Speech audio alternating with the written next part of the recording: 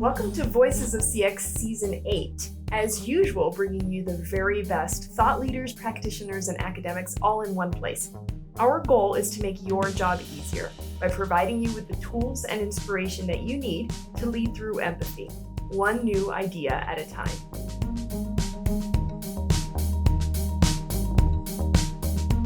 Ladies and gentlemen, we are back for one more episode of Voices of CX podcast. And today I am lucky to, for maybe the third or fourth time this season, be joined by a very dear friend. Today I have Dan Gingiss. He has been on this podcast before. Last time he was on was season 2, but I have been on his podcast and on his live show. So we've been in constant communication, and this is going to be just a really cool, kind of laid back conversation between two friends. So without further ado, Dan, introduce yourself. Tell people who you are. Well, I have to correct your intro for a second because you were the very first guest on my live show. So It's that true. says something, right? It's true. Thank you so much for having me back, Mary. It's always a pleasure to talk with you. My name is Dan Gingiss. I'm a customer experience speaker, coach, author, and podcaster, which basically means I get to live and breathe CX every day, which is what I love. And I love helping companies create remarkable experiences that their customers want to share, that they can't wait to tell other people about. And that really comes from my background, which is in corporate America. It's actually in marketing like you. And I'm a believer that the best kind of marketing we can do is not another social media post. It's not another email blast, but it is getting our customers to talk about us because they are far more authentic and genuine than anything the brand can say. That's absolutely correct. So we're here today to celebrate something really important, which is the launch of your new book. And I have it right here. I have a special copy. It's limited edition and it's signed. Okay. I am number 38 out of 100. This is very special. And I just found out. Numbers were random, by the way. Don't ruin it for me, Dan. I also found out that I got an honorable mention in this book. So this is really exciting for me. Thank you so much. It means so much to me.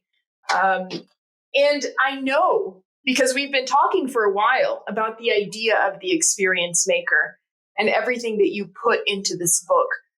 So what was your inspiration to sit down and write? This is your second book, right? What was your inspiration? It is my second book. And really, this book started in my head a long time ago as I was learning how to become an experience maker at the businesses I worked at.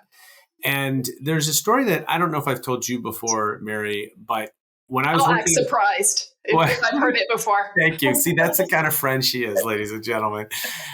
When I was working at Discover, I got recruited to a role that was called the head of digital customer experience and social media. I was recruited by the chief digital officer, and we had lunch before I accepted the role. And I said, look, I just have one question.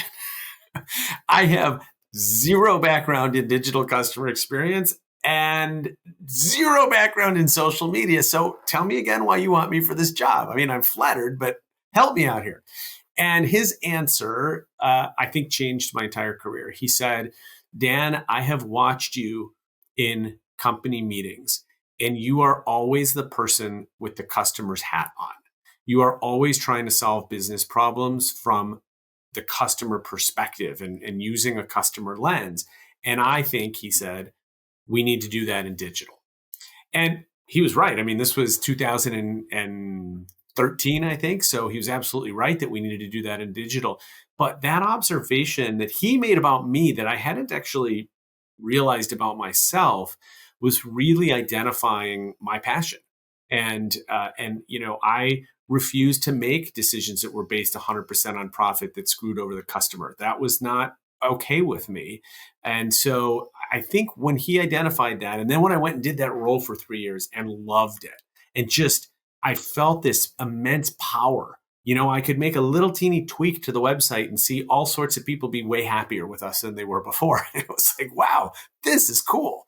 So I fell in love, and over the years sort of developed a methodology that really comes from doing it myself, from having done it in the real world. And then subsequently in my own business, having worked with lots of different clients in lots of different industries, and just knowing what works and what's what's capable of getting done. I know that it's hard to accomplish things in businesses. It takes a long time. There's a lot of red tape. You have to find budget. You have to get legal approval, et cetera, et cetera, et cetera. So I really try to focus on real life examples where you don't need a whole lot of that stuff, where it's, you sort of read it and you're like, wow, why are we not doing that? It's so easy. And that's what I want people to do. This is not an academic book. This is a book that's filled with really fun stories that will inspire you to focus on customer experience, just like Mary and I like to do every day. Yeah. So who would you say, other than me, of course, who would you say are some of your greatest influences or inspiration? I know that you're very close to Jay Baer and that he contributed a lot to helping form the concepts of customer experience that you have and everything that surrounds that. But who else receives an honorable mention here as people who really contributed with their thought process, with their ideas, with their inspiration? Well, you are in good company in that sense, and you and I have had some wonderful conversations, some heated debates, and always with great respect and humor, which is really fun. But yeah, I would say Jay is definitely up there. Shep Hyken for sure, who I know you know. Shep's my brother from another mother, and we share the bald. We share the same barber. Yeah, bald mother, the same bald. No, she wasn't bald. But Shep has been a great mentor to me. And then I look to guys like, Brian Solis, I think is just one of those guys where I want to read everything he writes. I want to listen to him all the time. I think he's kind of the, the smarty in the bunch who just the researcher, he's more of the academic, I think. Yeah. And I love him for it. And man, so many others because it's just such a great space. Jeannie Walters, Gene Bliss, Annette Franz, so many wonderful people in this space. And I love, it's one of the things I really like about this space is that there's good people. We all, we come at it from different angles. I come at it from more of a marketing angle because that's what I know. That's not what, Shep comes at it from more of a customer service angle because that's what he knows. And but that's all great because we can all help each other out and coexist without looking like I've never thought of any of those folks as competition. They're people in my field. I should also mention Joey Coleman, who's my podcast co-host, great friend, and just another guy that totally gets it and a really good guy to follow and kind of emulate. Yeah. Now, do you think that with this book, do you hope, of course you hope, but do you feel a little bit more excited about being able to actually cause change when it comes to customer experience inside organizations? I know that your methodology is in there, your wiser methodology, which you've been talking about on stage for a while. This book kind of breaks that up a little bit. Do you feel like there is more practical stuff that can be implemented by reading this book? Yeah. And here's how I'm going to frame this for you. I'd love to know your thoughts on it too, Mary. I'm now a believer that customer experience does not have to be this multi-year, multi-million-dollar gigantic transformation because that sounds scary and it sounds expensive and time-consuming. I think customer experience is best handled as a series of little things. And it is getting rid of the pain points because we do this to our customers. We create pain points. We stand in their way. We create frustrations. We make things more complex than they need to be. So there's a lot of work to be done there. And then there's a lot of opportunities to create experiences where they don't exist. One of the concepts in the book is about moving from ordinary to extraordinary, which isn't about a private fireworks show and a Beyonce concert. That would be extraordinary, but it would also be quite expensive. It's about figuring out where are we doing things that everyone else is doing the exact same thing, and how can we do it different and better? I want to give you an example, which is one of my favorite examples from the book. We took my son, he asked to go out to steak dinner for his 15th birthday. So we went to Fleming's Steakhouse.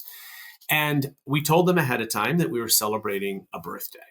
Now, it's hard to impress a customer experience person, as you well know. But when we walked in, the maitre d' handed my son a handwritten birthday card.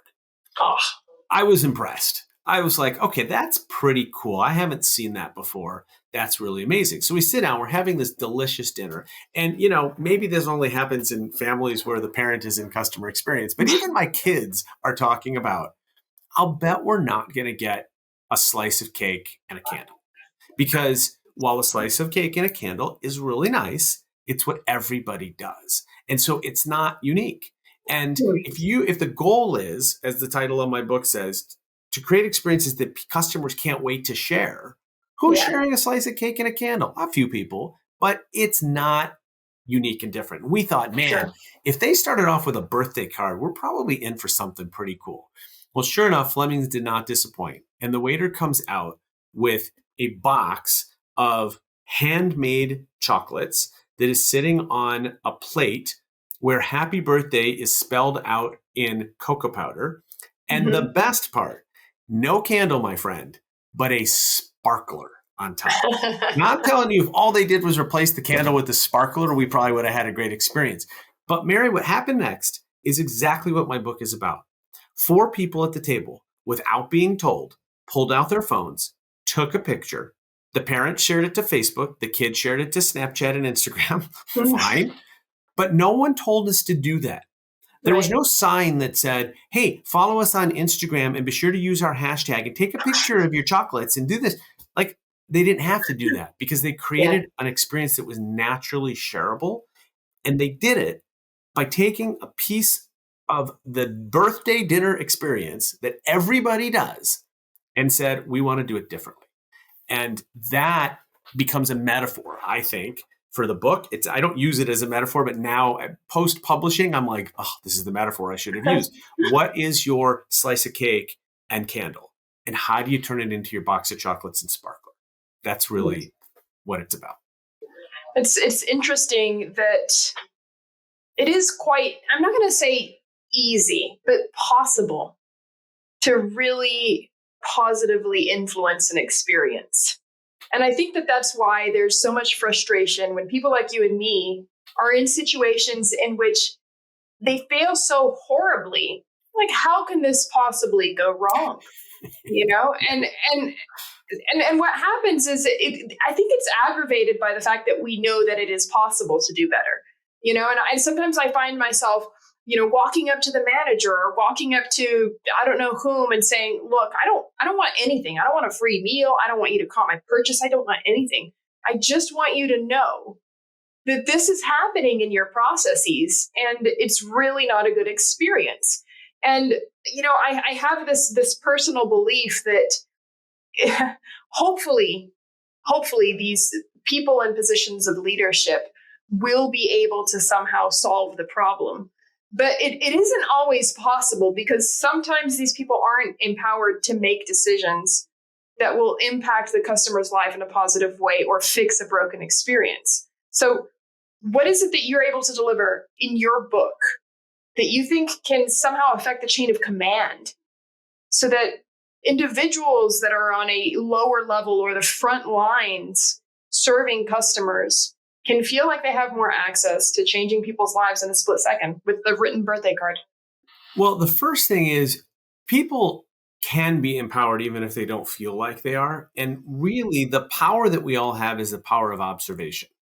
And that's a power that I have really grown and honed over the years. And it started when I was at Discover because at the time, not every merchant and restaurant and retailer accepted Discover Card. And so I trained myself to look at the sticker on the window before I walked into a restaurant. If they didn't have Discover, I walked to the next restaurant. Literally, that's what I did.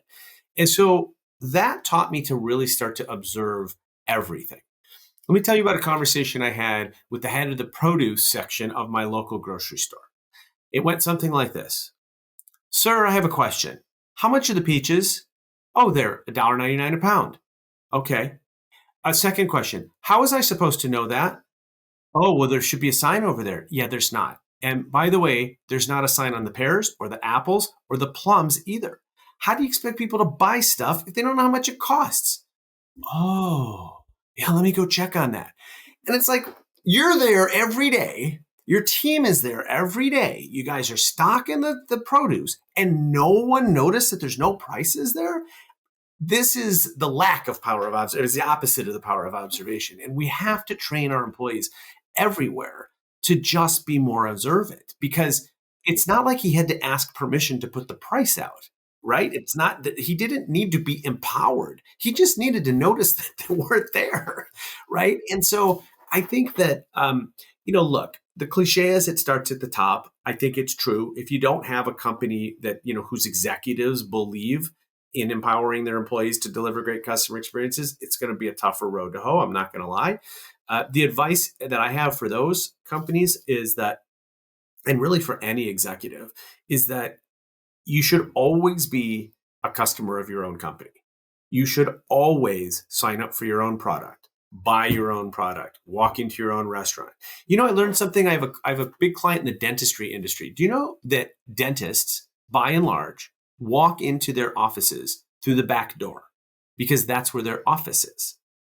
That is the worst place for them to walk in there. They should walk in the front door every day to see what their patients see, to see if the front counter is messy, to see if the magazines are a year old, to see if the lighting is nice, to see if it's too cold or too warm.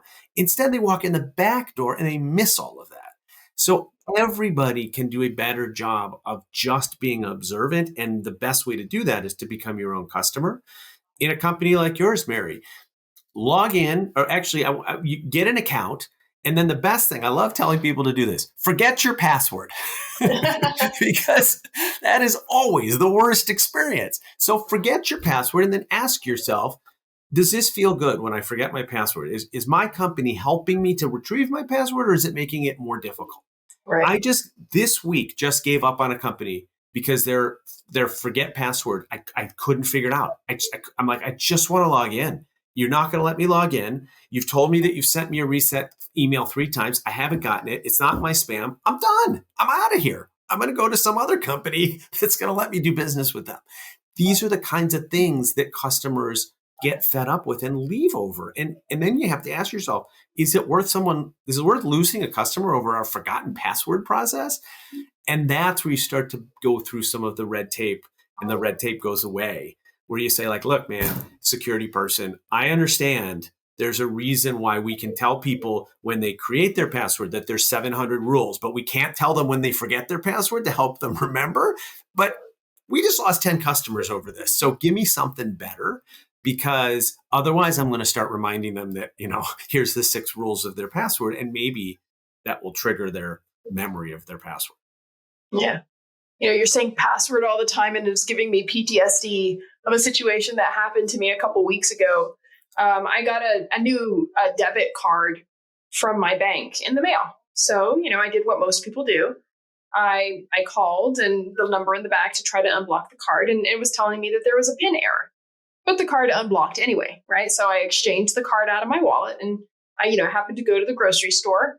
And I mean, in everyone's worst nightmare, you're sitting there with the belt filled with groceries, and you're trying to pay, and your card just isn't working, right? And for some ridiculous reason, that was the only card on me. And it was a god-awful situation, because then you have to say, excuse me, and go over to the front desk and try to work it out with management. So I'm calling my bank and I'm like, look, the PIN number is right. And they're saying, ma'am, I'm sorry, there's nothing that we can do to help you because you're putting in the wrong PIN. I'm like, I'm not putting in the wrong PIN.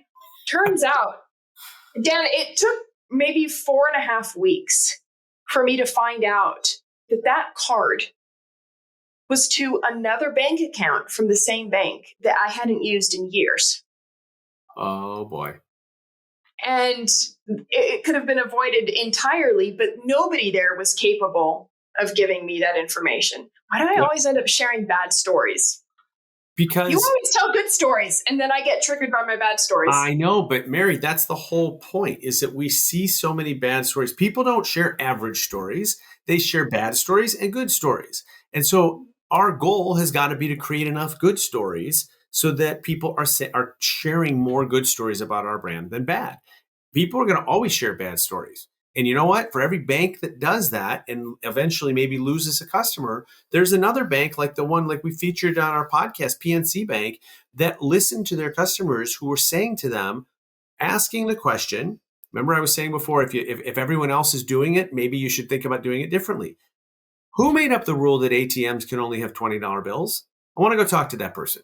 Was it Andrew Jackson himself? Like, who decided that? And so PNC Bank decided, you know what we're going to do? We're going to let people pick their bills. And a woman called into our podcast, and I'm telling you, the emotion just in when you hear her voice in her story. She has 4 kids. She has to give them lunch money all the time. And she goes to the bank and she's getting these $20 bills, and that's too much for lunch money. So she's walking across the street to the convenience store, buying a pack of gum, feeling embarrassed doing that, just to get the change to then split it up to give her kids. Now she goes to the ATM and it says, what kind of bills would you like? It's a freaking lifesaver for her. And it's all because one bank asked the question, well, what if they didn't just give out $20 bills? It's brilliant. Now, that's not an easy fix, right? They had to reprogram their ATMs and maybe even buy new machines. And I mean, that was an investment, so I don't want to understate that.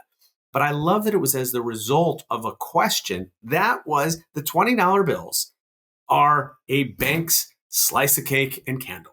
That's what they are. And so, do it different.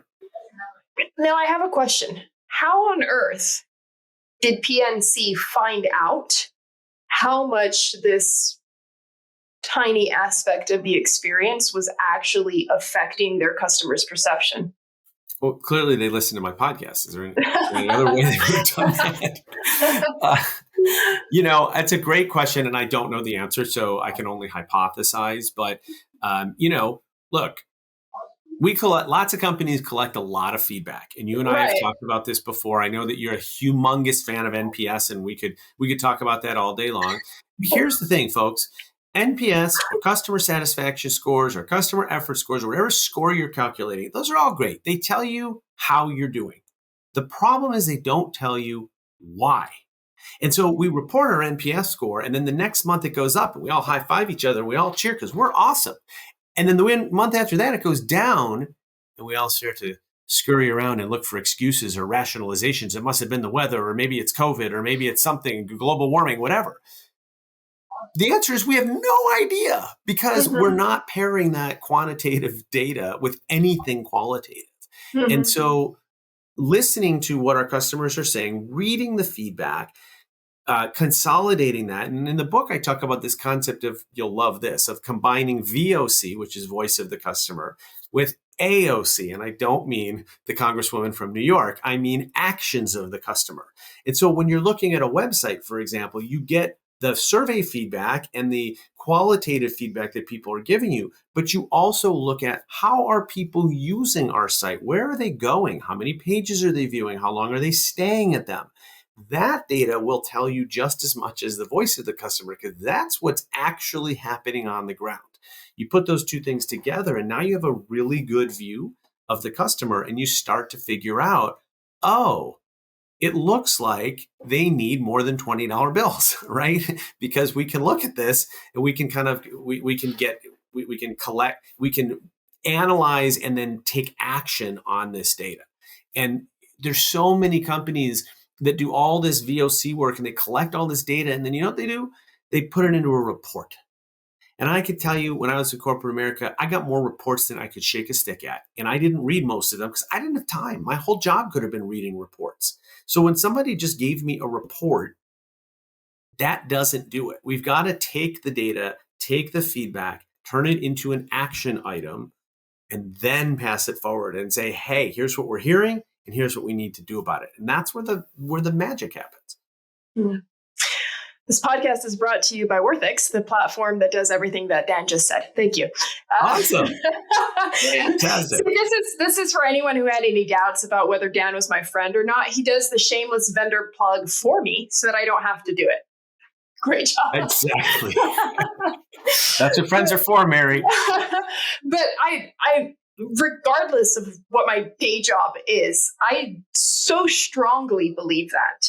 I so strongly believe that unless you're able to understand what aspects of the experience are influencing your customers' lives, then you have no way of knowing what you need to change in order to improve that experience. And if you're going to be so caught up in your own agenda that you're only asking questions about the products that you already have or the services that you already offer, and you never stop to listen to what the customer wants, and you never give them a chance to express what they want to fix in the experience. And if you don't have a way to actually identify those elements of the conversations that you have with your customers, then all you're going to have is Excel spreadsheets that are providing absolutely no picture of what your customers' realities are. So I do absolutely, regardless of all the other stuff, truly have convictions over what you just said. So I'm glad you're addressing it. And since you mentioned that I'm always the positive one in the group here, I will say that this goes for positive things too. I have a client who has really good NPS scores and also doesn't know why they have right? Yeah. I said, well, why do you think you have really good NPS scores? Well, we've always been known for service, and I'm listening to this answer. I'm like, you have no idea why your NPS scores are really good, right? And so it is important to understand what we're doing well, because we want to do more of that, right? I mean, when somebody compliments us, the bell should go off in our head and be like, oh, somebody likes this. Maybe we could do it for more people because they're likely to like it too. And so, I mean, at some point, Fleming's tried for the very first time the box of chocolates in the sparkler, and they saw the reaction and they knew this is what we're going to do from now on. And so look for both the positive and the negative. Obviously when we get positive feedback, we pat ourselves on the back, we cheer, whatever, but are you taking action on positive feedback as well? Because it's really important that you do that. Yeah. I mean, how often do we see customers go absolutely mad on social media because a company canceled their favorite product or their favorite show or discontinued something that they were huge fans of? And the company only finds out how important that one aspect is when people freak out. And then they have to backtrack and do all this damage control. I gotta say, I can't believe you're telling this. Hold on. I know this is live. I'm walking away for a second. Yeah, this is amazing. Keep going, and I'm going to tell you another fun story. Well, what came to mind here is OnlyFans that very recently changed their. I'm gonna call it a value proposition. This came to your mind, Mary. Changed their value proposition because this is a very PG podcast right here. Their values or their value proposition? Which one was it? You know what I'm talking about. And they had to backtrack 2 weeks later because they realized the consequences of that decision. And then everybody was left scratching their heads, as in, were they trying to manipulate us? Were they trying to pull a PR stunt? Or were they really that stupid? And when I think that could have been avoided by using technology that is available on the market right now to find out what is value to their customers, regardless of the industry that you're in. Man, I mean, it could have been entirely avoided. But let's see what's in your magical mystery bag right there. Well, so I have been tweeting at a particular brand for a very long time because of a decision that they made to change one of their products. And that brand, my friends, is Skittles. Oh, okay. And Skittles, many years ago, changed the green color Skittle from lime, which is a flavor that I particularly like, to green apple, which is a flavor that I find particularly repulsive. Now, apparently, the world is pretty strongly divided on this issue. And there are many of us that have been pleading for them to bring back lime. And there are several other less intelligent people that like that green apple flavor. Well, every 6 months or so, I throw out a tweet just to kind of needle them a little bit. And a couple months ago, I tweeted at Skittles and I said, I think I responded to one of their ads and I was like, that's great and all. When are you guys going to end the lime experiment with the green apple? Like, when are you bringing it back? And they wrote back to me in about 10 minutes and they said, how about Wednesday? And I was like, what? And Wednesday comes and they introduce, are you ready for this? I'm ready. A limited edition, all lime version of Skittles. Yeah, baby. And now just ask Dan, the man here, whether he's a bigger fan of Skittles now or less, right? For sure. It's amazing. Even if this thing goes away and it was only for a few weeks, I forgive them. I forgive them. And it was so brilliantly executed. And it made it, by the way, part of what was brilliant about it is I knew better, but it made me feel like I did it. All I had to do was ask. And then Wednesday came along, right? Just because Dan asked. And that's what was so brilliant about it. And so, look, we're going to always have to make business decisions that some customers won't like. I would say one thing I learned is customers don't like change at all. So oftentimes, we do a big refresh of our website. We think this is going to be great. The first thing that happens with almost any website refresh is for 2 weeks, all you get are complaints because no one can find what, they're used to going to this spot. Now they can't find it anymore. Then, of course, we get used to it. Same thing happens with Apple when they do their software updates. It's like, wait a second, where'd all my apps go? And I can't find them anymore. And then, 5 minutes later, everybody calms down because they understand it and they realize it was probably better this way. But so change is tough. But when you make change and you've listened to your customers and you know what it is they want, to your point before, then you're much more likely going to be successful at that change. Yeah, I always find marketing campaigns that involve the customer to be so brilliant. And you're going to appreciate this story because I know you've got a background in McDonald's.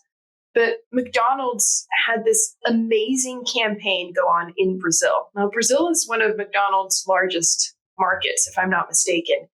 But Brazilians cannot pronounce McDonald's because it's not in the language and it's really, really hard to pronounce. So everyone has their own personal way of saying McDonald's. And it's kind of a cultural thing because depending on the region of the country, people refer to McDonald's by a different name. Now, this brilliant marketer that I had the opportunity to speak to one-on-one had the idea of launching a campaign, paying homage or whatever to the different names that people were calling McDonald's. So they came out with a kind of a poll and asked people how they refer to McDonald's on Twitter. And then the names that were most chosen were then adopted by McDonald's stores all over the country. They changed the signage of the McDonald's stores. They had to get permission from corporate here in the US to do this because they changed the branding. And the name that was most popular was Mackie, which was how they would pronounce just Mac in Brazil. And it was spelled MEQUI.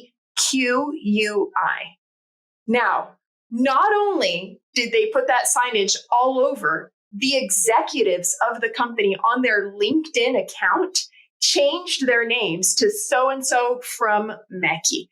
And it was the most successful marketing campaign in recent times. Until today, it's talked about. There are case studies in universities that go over how brilliant this campaign is. And if anyone here is curious, you can go up to LinkedIn and look up some marketing executive in Brazil for McDonald's, and it will be there, so-and-so from Mackie. And they wear it with pride because that was their way to show the people that they listened. And I get chills because it's as a marketer, it's so amazing. That's amazing. I mean, I was there for just a little under a year, and I knew that in a number of places around the world, in Australia, they call it Maccas, Maccas. And there are places where it is called something different. I hadn't heard that particular story, but I love it. And I actually just wrote a blog post about a different McDonald's story that was not quite as complimentary. I'll let you guys go find that one. But it makes a big difference when we listen to our customers. And, I think one of the things that we often forget is that if you look at the assets of your company, I don't care if you have the nicest building in the world. I don't care if your company owns some really fancy yachts or planes or what have you. Your best asset, your most valuable asset are your customers and your employees. That's it. I mean, without customers and employees, we don't really have a business here. Everything else can go away. And if we start to value our customers in that way, i.e., they're our most important asset, we ought to treat them that way. I think then is when the tide starts to change. And the other thing that's going against so many companies is that the switching costs are getting lower and lower almost in every industry. I mean, how hard really would it be for you to find another bank to issue you a debit card? Not so hard, right? How hard is it for us to find a different fast food restaurant to go to? There's plenty of them to go around. How hard is it to find a different lawyer or accountant or whatever? There's millions of all of them, or dentists. So, I mean, I don't like my dentist? Great. There's 50 more within about 20 miles of me, right? Yep. So we've got to be aware of the fact that our customers have choices. And when they've chosen us, that's a gift. We may have earned it, but we got to keep it. And I think so many businesses fail to understand that. And one of the early points I make in the book is that if we spend as much time focusing on our existing customers as we did trying to get new ones, we'd be doing a whole lot better at customer experience. And so stop with all of the great offers only for new customers. I think it was one of the telcos recently that announced that they were doing a great offer for everyone, that it was for new customers and for existing customers. Brilliant. It's been one of the biggest complaints of customers of cable companies and telcos for years. Why are you giving the new guy a better deal than I get? So I love that. And I think it's so important that we realize the value of a customer. And then the last thing I'll say is when you lose a customer, it's like a double whammy because you've lost them and your competitor has gained them. Yeah. And that's not how we want to play. That's not how we win. And so it's so important that we not only value the ones we have, that we prevent the ones that we have from leaving. And every time we lose we ring a bell every time we get a new customer. Where's that bell when we lose a customer? Or where's that alarm when we lose a customer? Mm-hmm. Right? Yeah, absolutely. Dan, where can people go to find this amazing book that has my name in it? Well, you can't get it at McDonald's, but you can get it on Amazon, Barnes & Noble, Books A Million. I've seen it on Target.com, Walmart.com, etc., wherever fine books are sold. And hey, do yourself a favor. Get one for you, and then get a second copy and really quietly, like after hours, just slip it on your boss's desk. Because one of the things that really helps companies get going is when everybody's on the same page. Get it? Facebook. Everyone's on the same page about customer experience. So they're speaking the same language. And so if you really like the book, which I hope you do, get one for your boss. And holidays are coming. It's a great way to get the boss on board so you don't have to convince him or her. That's awesome. Dan, thanks so much for coming again for a second time. It's always such a pleasure. It's always the most fun, and talking to you is never, ever work. It's great. Thank you, Mary. I feel the same way about you. Congratulations on your 8th season. That's incredible. Most podcasts don't make it past 8 episodes, so you are doing amazing things. Keep it up. Awesome. Well, to our listeners and viewers, thank you for joining us once again, and we'll see you next week. That's our show. Thanks for joining us. We hope we've brought you one step closer to leading through empathy. It's our way of making the world a better place, one business at a time. Don't forget to subscribe and hit the bell if you want to know as soon as we publish a new episode. Voices of CX is brought to you by Worthix. I'm Mary Drummond. This podcast is hosted and produced by me, edited and co-produced by Steve Barry. See you next week.